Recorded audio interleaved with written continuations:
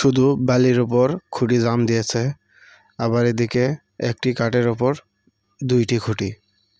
আসসালামু আলাইকুম দর্শক, আজকে আমি আপনাদেরকে শাটারিংয়ের খুঁটি কিভাবে জাম দিতে হয় এই সম্পর্কে আবার একটি নতুন ভিডিও নিয়ে হাজির হয়েছি। দয়া করে সবাই সম্পূর্ণ ভিডিওটি দেখার চেষ্টা করবেন। দর্শক, এখানে দেখুন একটি কাঠের ওপর দুইটি খুঁটি দিয়েছে। এইভাবে খুঁটি দিলে ওই শাটারিংটা যখন ছাদ ঢালাই দেওয়া হবে তখন অবশ্যই ডাইবে যাওয়ার সম্ভাবনা থাকে। আবার এদিকে দেখুন যে মাত্র 6 ইঞ্চি কাঠের ওপর একটি খুঁটি রেখেছে, আবার কাঠের আউট সাইডে খুঁটি রেখেছে, যেখানে মাঝখানে রাখলে অনেক ভালো হয়। তা না করে এখানে একবারে কাঠের সাইডে খুঁটি দিয়েছে।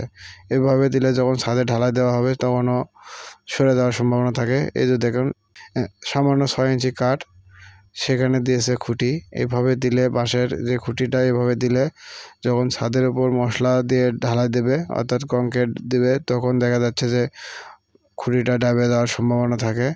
এইভাবে দেওয়া ঠিক না। তবে দেখুন যে এখানে একটা বাঁশ, যেটা কিনা গোড়া একটি আগাল আর একটি স্ট্রেট হয়নি, অর্থাৎ সোজা হয়নি। যদি সোজা হতো তাহলে এই প্রবলেমটা হতো না। যদি বাঁশ স্ট্রেট না থাকে শাটারিংয়ের, তাহলে ওই যে যখন ঢালাই দেবে আর পাটা দিয়ে যখন ছাদটা লেভেল করবে তখন দেখা যাচ্ছে যে ওই শাটারিংটা ঠিকই থাকবে, তবে খুঁটিটা সরে যাবে। এই সরে যাওয়ার কারণে ছাদটা আপ ডাউন হবে অনেক সময়। যেমন এই খুঁটিটা আছে একবারে সোজা, ছাদের শাটারিং লেভেল, এভাবে খুঁটি রাখতে হবে। এভাবে প্রত্যেকটা খুঁটি যদি রাখা হয় তাহলে ওই ছাদ কখনোই ডাবে যাওয়ার সম্ভাবনা থাকবে না, এমনকি ছাদের যে ঢালাই দেবে তখনও সরে যাওয়ার সম্ভাবনা থাকবে না। আবার দেখেন এখানে কাঠটা দিয়েছে একবারে এখানে কাঠ দিয়েছে খুঁটির একবারে শেষ পর্যায়ে, এটা মাঝখানেও রাখেনি। এইভাবে যদি প্রত্যেকটা কাঠি রাখা হয় তাহলে তো প্রবলেম হওয়াটাই স্বাভাবিক। কোনো খুঁটি ঠিকভাবে রাখা হয়নি। এই যে দেখুন আবার এখানে একটা খুঁটি রেখেছে, তাও আবার শুধুমাত্র বালুর ওপর। কাঠ বা ইটা দিয়ে যদি রাখতো তাহলে এই খুঁটিটা ডাবে যেত না, ছাদটা ডাবে যেত না। এই জন্য এখানে ভুল হয়েছে সামান্য একটু। যাই হোক দর্শক, যদি কাজ ঠিকভাবে করতে হয় তাহলে অবশ্যই কাজের মান দেখে ঠিক রাখতে হবে। যদি কাজের মান ঠিক না রাখে তাহলে ওই বিল্ডিংয়ের যে কাজগুলো করবে সে প্রত্যেকটি কাজে ঝুঁকিপূর্ণ হবে।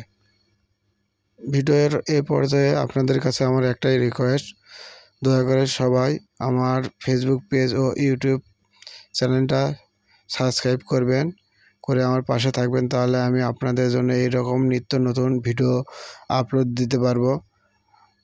দর্শক, এখানে দেখুন একটা বাঁশের সাথে আর একটা বাঁশ জোড়া দিয়েছে। এভাবে জোড়া খুঁটি অনেক সময় দেখা যাচ্ছে যে ভেঙে যাওয়ার সম্ভাবনা থাকে। আর শাটারিংয়ের জন্য এরকম জোড়া খুঁটি কখনোই দেওয়া ঠিক না। এই যে একটা খুঁটি দেখুন ইটের ওপর দেওয়া আছে, দেখুন কতটা সোজা। এইভাবে যদি সোজা রাখা হয় তাহলে ওই শাটারিং কখনোই খুঁটিটা সরে যাওয়ার সম্ভাবনা থাকে না। যে এখানে বেশিরভাগ খুঁটি দেখা যাচ্ছে যে আপনার অনেকটা হাল হয়ে আছে, অর্থাৎ এটা দেখুন আরও কতটুকু হাল। এভাবে খুঁটি রাখাটাও ঠিক না। যাই হোক দর্শক, আমার ভিডিওতে অনেক কিছু শেখার আছে, দয়া করে তো আপনারা ভিডিওটি অবশ্যই দর্শক, ভিডিওটি আজ আমার এই পর্যন্তই। আবার দেখা হবে অন্য কোনো ভিডিওতে। ততদিন সবাই ভালো থাকবেন, সুস্থ থাকবেন। আসসালামু আলাইকুম।